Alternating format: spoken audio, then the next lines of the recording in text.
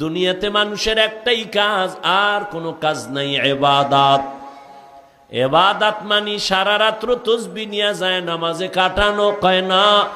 সারাদিন রোজা রাখবা, কয় না।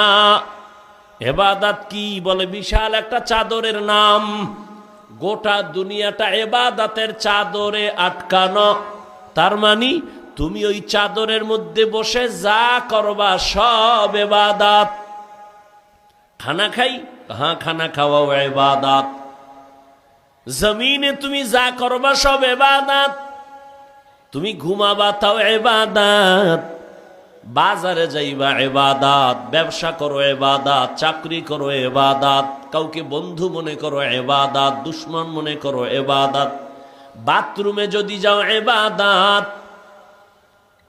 তোমার জীবনে তুমি রাজনীতি করবা ইবাদত, জীবনে তুমি যা করবা সব হবে ইবাদত। দুইটা শর্তের বিনিময়ে মন গড়া না।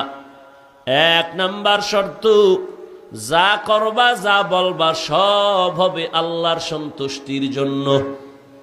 দ্বিতীয় শর্ত, আমি যা করব যা বলবো সব হবে মদিনাওয়ালা নবীর তরিকা, রহমতের নবীর আদর্শ অনুযায়ী যদি খানা খাও ইবাদত, রহমতের নবীর আদর্শ অনুযায়ী যদি ঘুমাও ইবাদত। নবীর আদর্শের মতো এত সুন্দর আদর্শ আর জমিনে কারো কাছে নাই। ও যুবক বাবারা, একটু কি বলবানি নবীর থেকে আরো ভালো আদর্শ কারো মধ্যে আছে?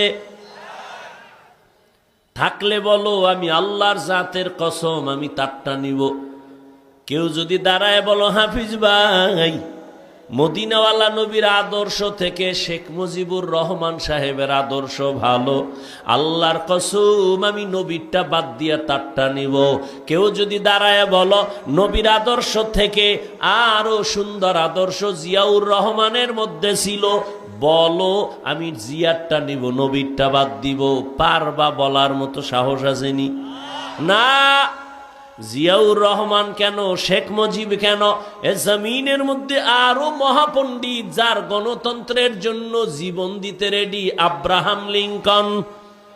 এই আব্রাহাম লিঙ্কনের গণতন্ত্র জিন্দা করার জন্য সবাই মরে, যে গণতন্ত্র উদ্ধার করতে গিয়া মইরা যামু, যেটা কুফুরি সংবিধান, কুফুরি মতবাদ।